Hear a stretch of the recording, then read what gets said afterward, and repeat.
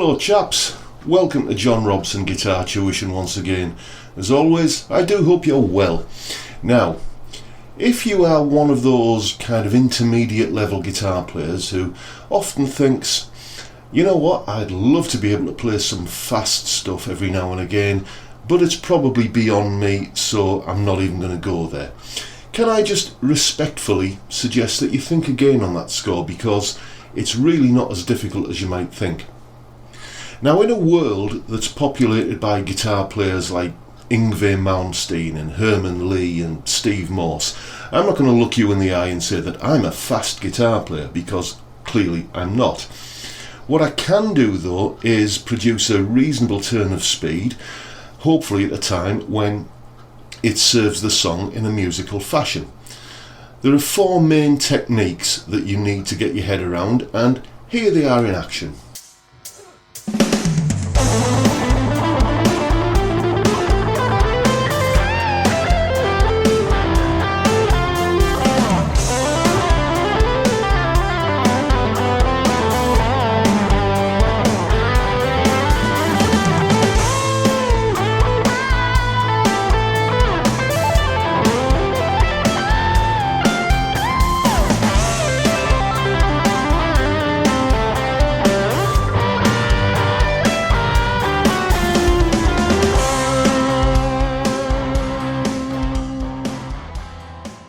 Okay then, so let's take a look at the techniques used in that solo, but before we get into any of them, I must just stress that it's crucial that you practice slowly, okay? Basically get the lick right, then get it fast, not the other way around. Or put another way, if you can't play it slow, you're never going to be able to play it fast. And another word of advice is that if it feels fast when you're playing it, then you're probably trying to play it too fast, okay? So just be patient, slow the metronome down, and you will get there eventually, just inching it up a little bit at a time. Even the fastest and speediest of licks should feel comfortable when you're playing them. It shouldn't feel like a strain. So, that said, let's have a look at the first technique we're dissecting today, which is picking. Okay, picking technique. First thing is how you hold the pick, okay? What you need to do is think, rather than getting the pick past the string, is you kind of think of it the other way around. You're thinking in terms of moving the string from one side of the pick to the other. And if you're doing this, where your pick is at 90 degrees to the string, then effectively that string it's got a wall to get past, the flat surface of your pick. Okay. However, if you angle the pick slightly like that, there, just catching the light there nicely, that sort of angle, then your string is kind of going up and down a ramp, and it makes it much easier to play with a degree of speed and fluidity. The other thing that I'm a big fan of is a technique called economy picking. There are two schools of thought: alternate picking, where you always go down, up, down, up, down, up, down, up, no matter what. And that has its advantages, but for me, economy picking has more advantages. And economy picking is where we take that alternate picking down, up, down, up, down, up kind of motion, and we just maintain that on a single string. But when we move to a different string, we take into account the direction of the string we're going to. So if I do a 3-note phrase on the 4th string with down, up, down, and if I then go to the 3rd string, it makes sense to do that also with a downstroke, because I can follow through. I can go down, up, down, down, like that. If I was doing a strict alternate picking regime here, I would have to go down, up, down, go past the 3rd string to do the upstroke. So there's an extra movement in there. Likewise, if I'm going from the 3rd string to the 4th string, let's imagine I was doing this little group of notes like that on the 3rd string. Okay, if I start that with an upstroke, which is entirely possible that I would go up, down, up, and then that upstroke can also carry me onto the 4th string. Whereas, once again, if I was doing a strict alternate picking regime, it would go up, down, up, go past the 4th string to do the downstroke. So again, there's an extra movement in there. Okay, here's an economy picking lick played to a metronome, both slowly then fast, and you'll also see the tab on screen.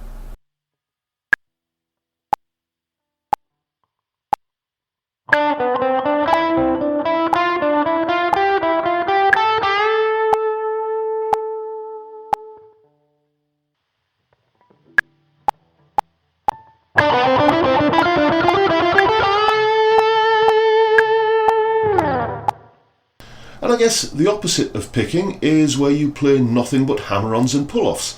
That's a technique called legato, and here's a little bit of information on that. Okay then, legato. This is basically nothing more than stringing together a series of hammer-ons, pull-offs and slides. And let's set out the notes that we're going to use for this.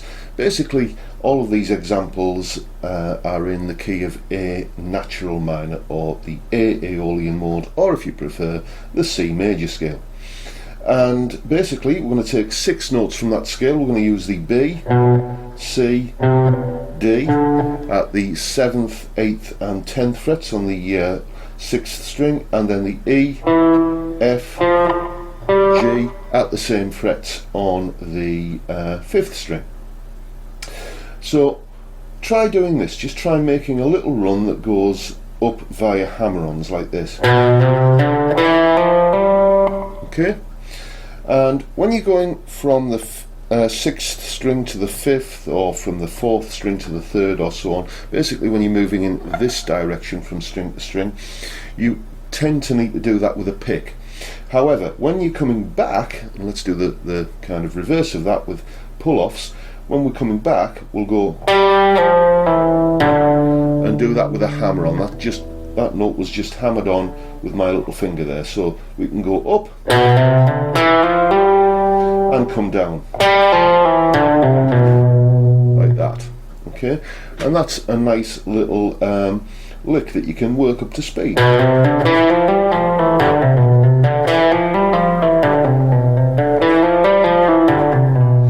And you can see there over at the left hand side of the screen the shape that I'm using and the fingering that's going on there. Now what you can do with this is you can repeat it in another octave. So if you know that this B note here repeats here, then we can begin the same pattern again.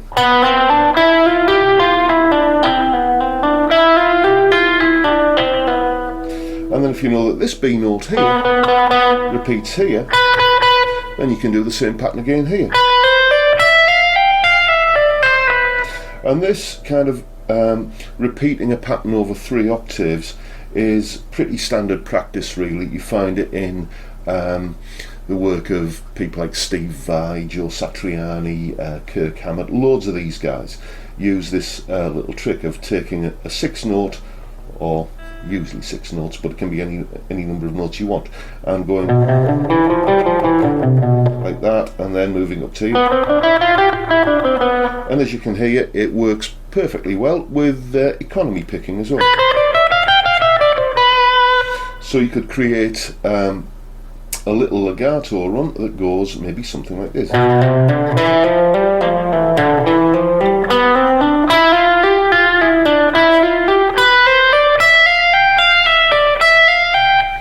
Like that. Bit of speed behind it.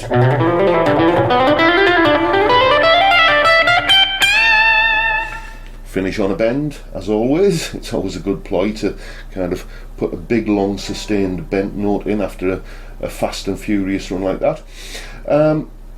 Yeah, and that is basically a good way of approaching legato.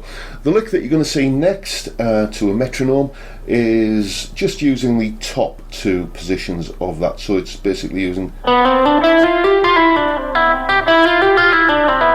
and that. So here it is.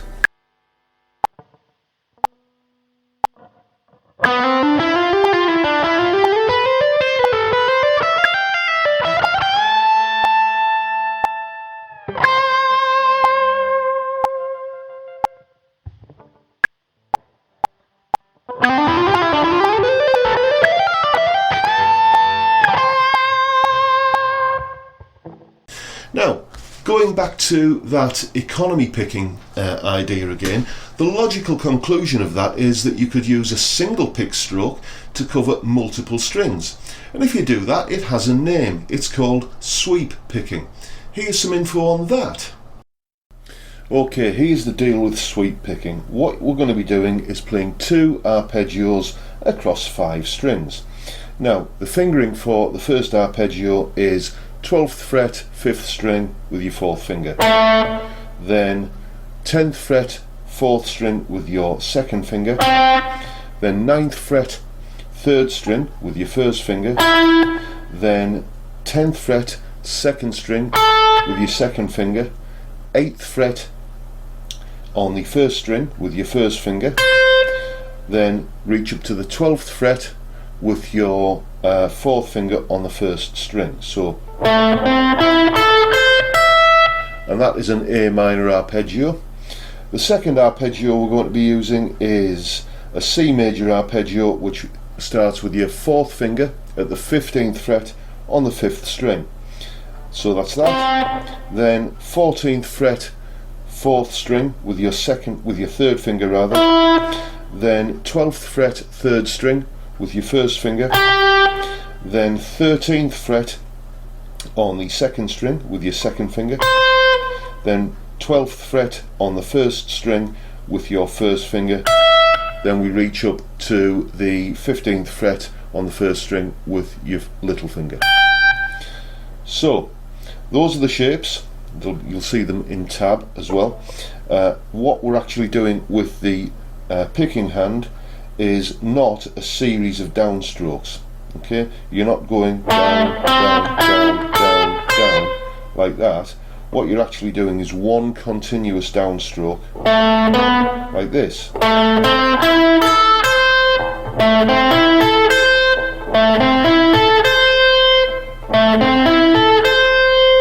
Then we reach up to this 12th fret note, this E note, and we do that with an upstroke.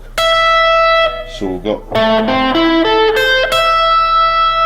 then we come back onto that note with a downstroke and pull off to the 8th fret, and then we simply go back through the arpeggio with a continuous upstroke. So that all goes like this.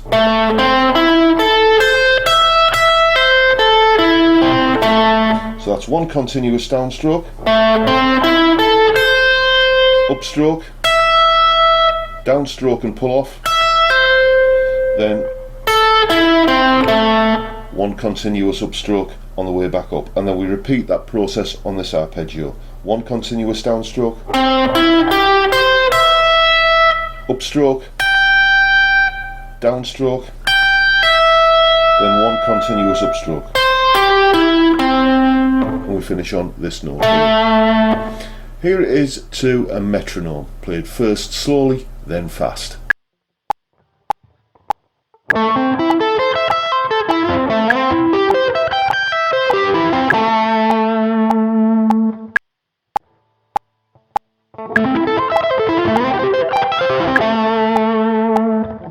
And no analysis of speedy guitar playing techniques would be complete without a look at good old-fashioned right-handed tapping a la Eddie Van Halen. So here's a bit of a guide towards that. Okay then, a few Van Halenisms, a little bit of tapping. Basically I'll take you through the technique and then I'll show you how to build a lick from it. Technique wise, you need 3 notes on a string. So I'm going to use the 5th fret on the top E string, the 8th fret and the 12th fret, which I'm going to be playing with my right hand. That gives us an A, a C and an E, which in this case is an A minor arpeggio. What it's probably more helpful to think of, though, in terms of sequencing the notes, is to think in terms of top note, middle note and bottom note. There we go. Right, now how to play those notes in a sequence? Well, what I usually find myself doing is going top, bottom, middle, like that. So just playing those 3 notes in a nice slow, fluent sequence will give us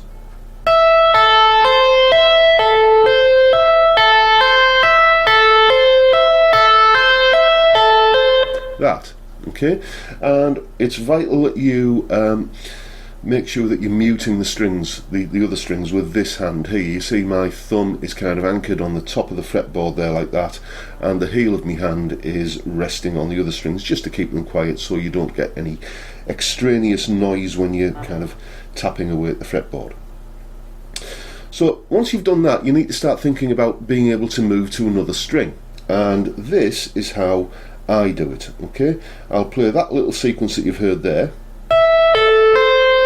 Then next time I play it, rather than coming on to the 8th fret on the first string, I'll come onto the 8th fret on the second string, so that will go. And again, that's a good one to play in a cycle. Try going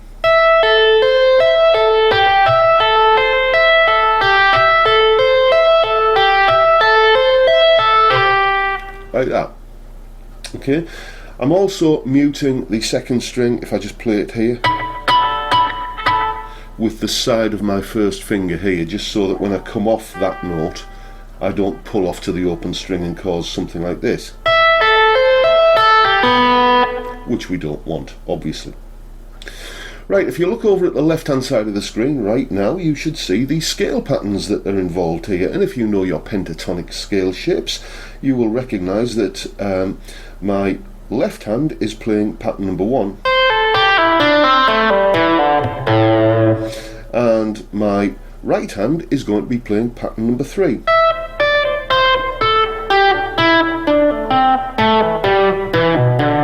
Like that. Okay, so using that crossing over from one string to another technique that we've just looked at, I'll just very slowly walk through this lick that we're going to put together. So it goes like this.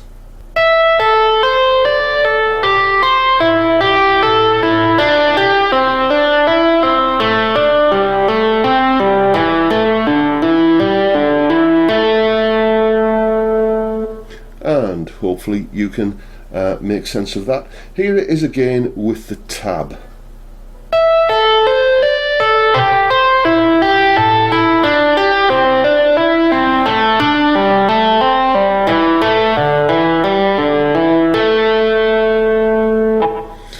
And here it is played to a metronome, first slowly, then up at full throttle.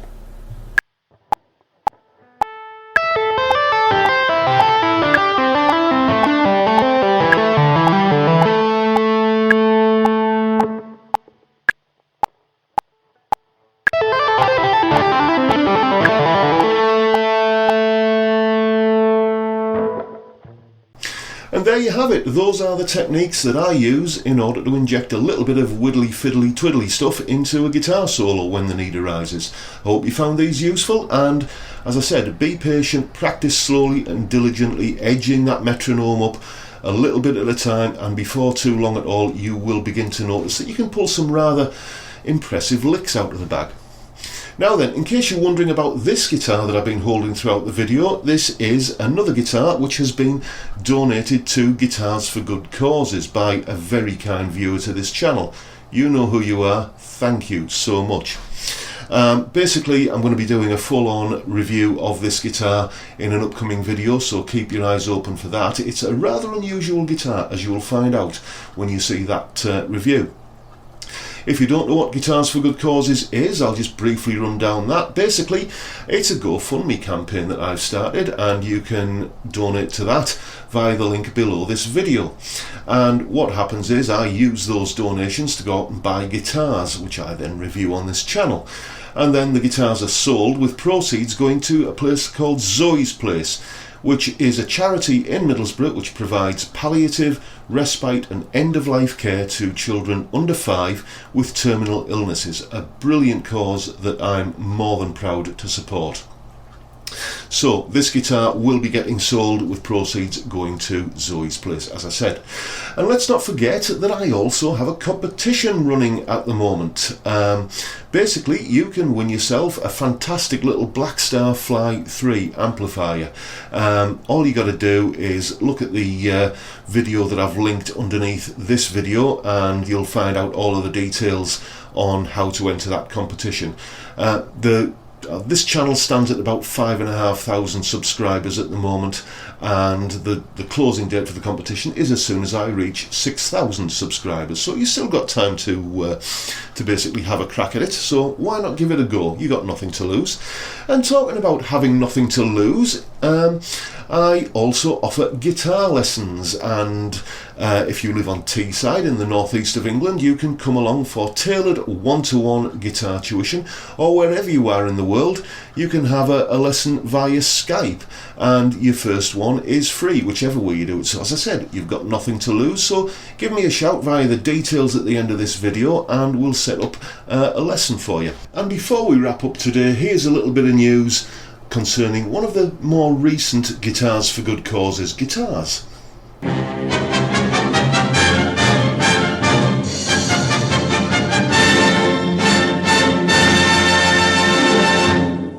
Well, I guess the big news is that this guitar, the vintage V72 custom spec, bought with money that you guys very kindly donated to Guitars for Good Causes, has been sold.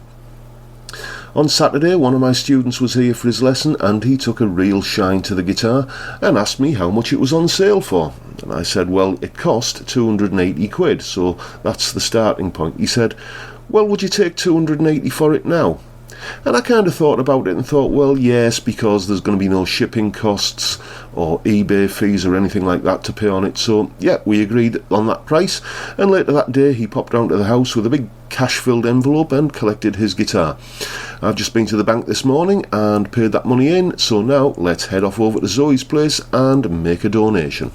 Right, guys, I'm sure you know the drill by now. We hit this little button here, and that takes us to the Donate Now page, where I want to gift aid my donation, which basically means Zoe's place can claim back the tax relief on it as well.